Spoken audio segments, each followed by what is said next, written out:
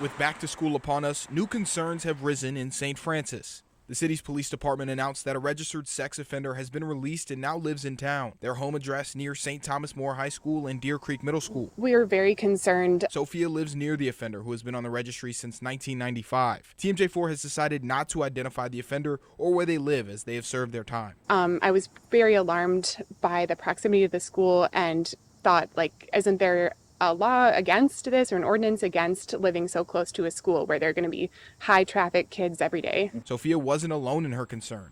TMJ4 received another email alerting us to the situation, so I looked into it. According to the Wisconsin Legislative Council, state law only restricts where an offender on supervised release may live. Further restrictions are up to each municipality. In St. Francis, offenders can't live within 1,500 feet of a restricted area like a school. But there are exceptions. City code allows an exemption if the offender lives with a relative and that relative has lived in the home for more than 2 years. South Milwaukee and the city of Milwaukee have a similar rule for offenders living with a relative, but Cudahy and Oak Creek do not. That seems like a very arbitrary rule, and it should be changed, especially knowing that there are neighboring cities that don't have that exemption, that you can live with relatives regardless of how close they live to a school.